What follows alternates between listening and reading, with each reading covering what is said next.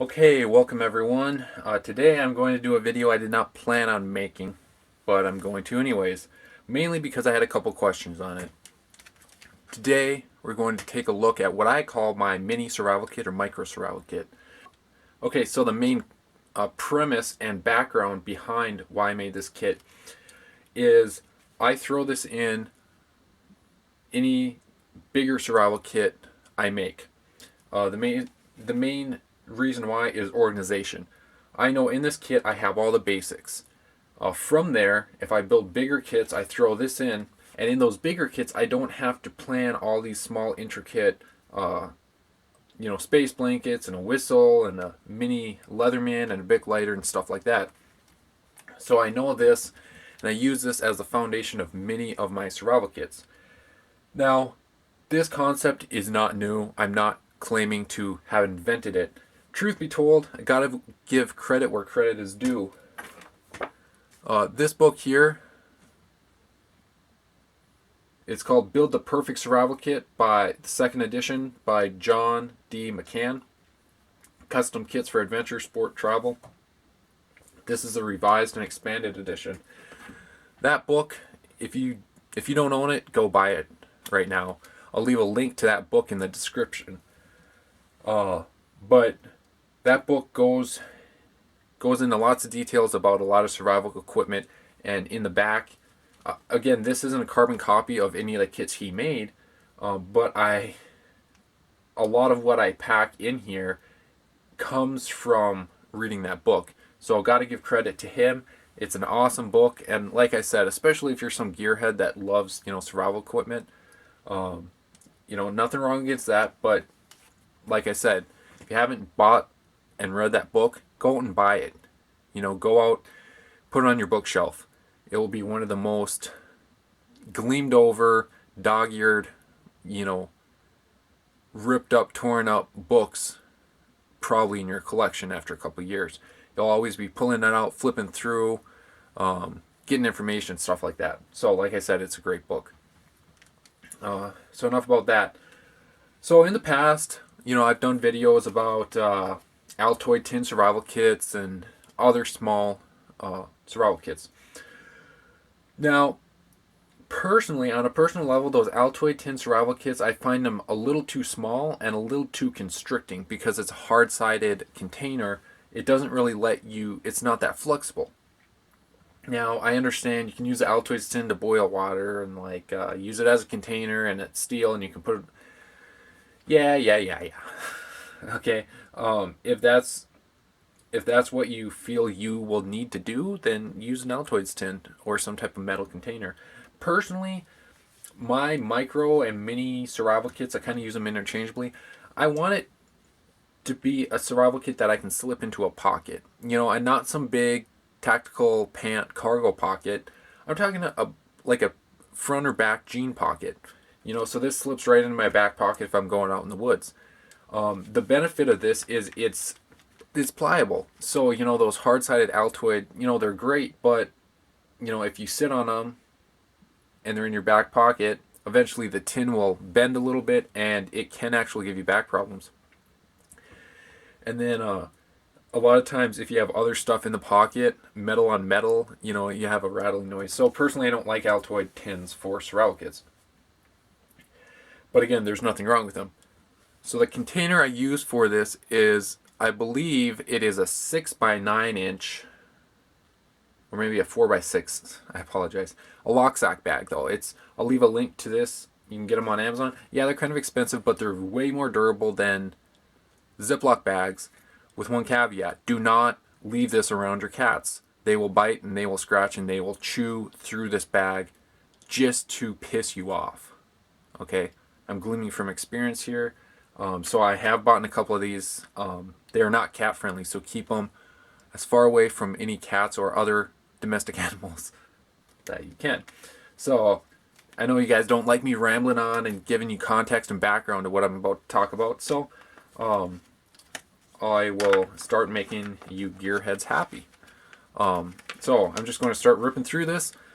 I'll try not explaining too much about the equipment. Most of it is very self-explanatory. So first off, we got a Leatherman Squirt PS4. It's not that capable of a multi-tool, but whatever. A Fox 40 Micro. So this is the same as a Fox 40, but just flat. I like it because it packs in this kit better. This is a Fenix E01. Pretty basic. You twist it on. Its main reason, it's an aluminum body, so it to me seems a little more durable than plastic. It takes a AAA as opposed to those keychain lights that take like button cell or whatever. And the reason I did that is because AAA are a little more common. It's a little bit bigger, so it's easier to hold. Doesn't weigh that much. You can also hang it on a keychain. Apparently, it does not have an anti-roll bezel.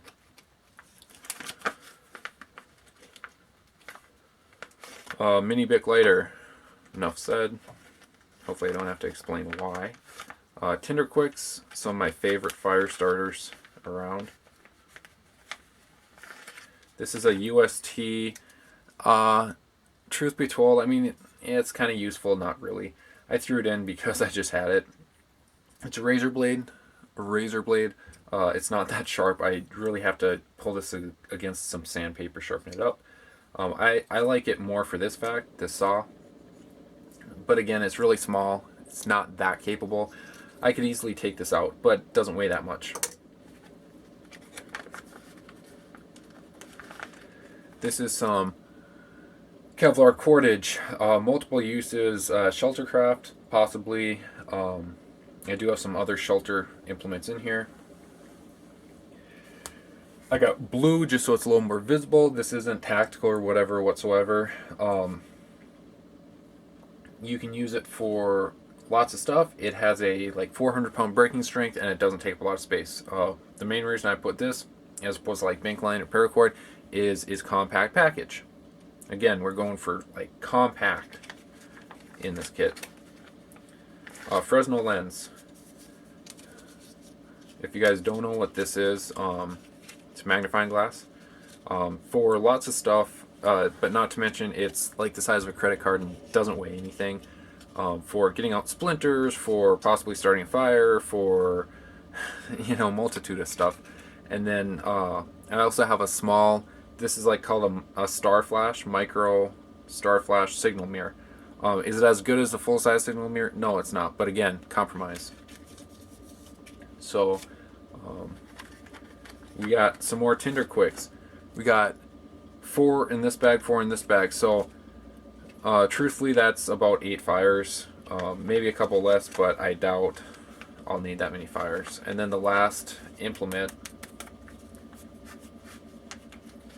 This is a very underrated fire starter.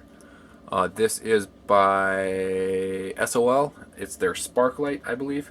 And it's pretty much a Bic without fuel. If you can see that, you can run it across the table. It lights up these super quick. It's waterproof. In my opinion, it's more reliable than a Bic, but the Bic may be easier. But I pack them both. Why do I pack this over like a small lightweight Ferro Rod? Well, in a sense, this is a Ferro Rod. You can just use it one-handed.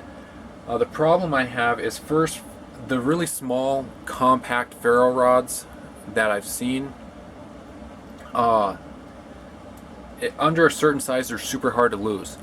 Yeah, you can put a lanyard on it, and on and on and on and on, but there's no lanyard, you're in a survival situation, and you got a little piece of metal that you're trying to hold. Say your hands are cold and numb, and you're super cold, that's why you need a fire.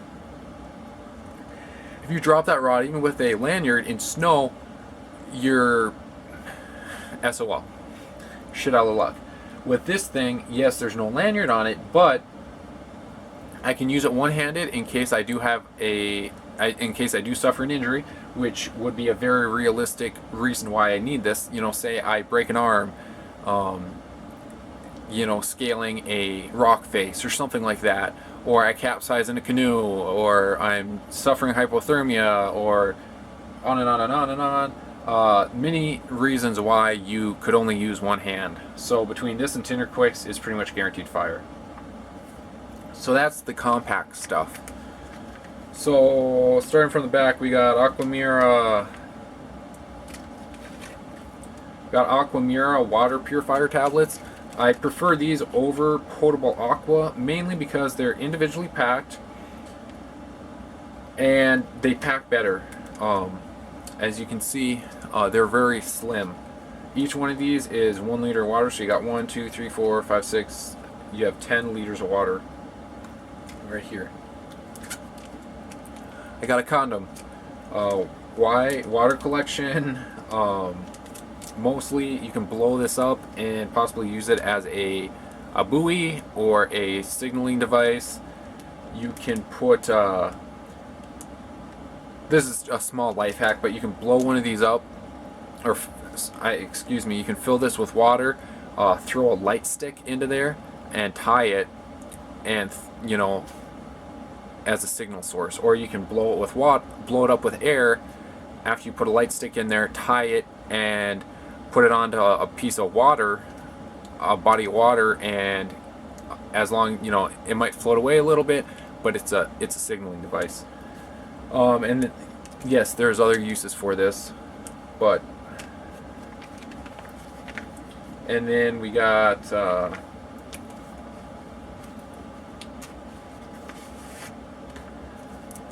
last two. This is an SOL heat sheet survival blanket, so it's pretty much a space blanket, but better. A little more durable, and it's orange and silver. It's not as loud and crinkly. I'm not a huge fan of space blankets, but in a kit like this, when you're sacrificed, you know, on size and weight and stuff like that, again, you have to compromise. So this is a SOL, or Adventure Medical Kits, excuse me, heat sheet space blanket. It's kind of like a size of like about kind of like the size of a pack of cigarettes or something like that. It weighs like 3 ounces. This and cordage is my shelter. Again, compromise, but. And then these are, again, this, I gotta give credit to John McCain. These are called World Pack stand-up water bags. They hold 1 liter of water. You can close them, but mainly for water collection and then water purification. So a quick rundown: we got the water bags, we got the heat sheets, we got the water tablets. So this is water, this is water. We got fire and light up here.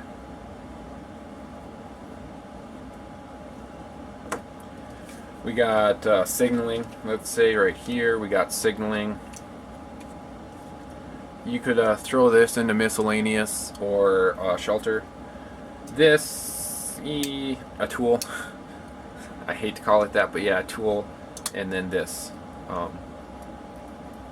tool. So, I think I have most of my bases covered. Like I said, I always throw a kit like this. I have 5 of them, I believe, built up. I always throw a kit like this into larger kits. I like to start a survival kit with small, compact, lightweight, compromising, and work up from there. I also like to start most of my survival kits with a given container. That really limits me and makes me think about what I'm putting in there. That is kind of the exercise between Altoid tin survival kits, because it's an exercise in figuring out what you need and what you don't. A lot of people say, no, buy all your gear and then find a backpack or find a bag or whatever that all of it fits in. That's another method too, but you know, personally I like finding a fixed size limit. For example, a 30-liter backpack for, say, a get home bag. I like finding like a 30-liter, roughly a 2,000 cubic inch backpack, and using that. Telling myself I cannot expand, I cannot make this bigger. So the concept with this is, oh, and by the way, you can fill this with water for water collection, water purification. This holds roughly about, I believe, about 16 ounces of water. So the concept behind this is the size I'm working for, and all this stuff must fit inside there. You know, if I can't survive at least a short time with what I have on the table, adding more little tiny non-essential stuff into here will not instantly enable me to survive. One other thing I could add to this is a button compass. The fact of the matter, you don't need a compass to survive. It may be beneficial, but between the stars and the sun, the way the wind's blowing, other natural signs and symbols, you don't need a compass to get a rough bearing. So again, I hope you like this video. I hope you like this content. This was a sneak peek at my mini micro survival kit. So with that being said, I hope you like this video. Hope you like this content. If you did like this video, make sure to give it a big thumbs up. And until next time, hope you enjoyed the video. Stay safe and have fun building your micro survival kits.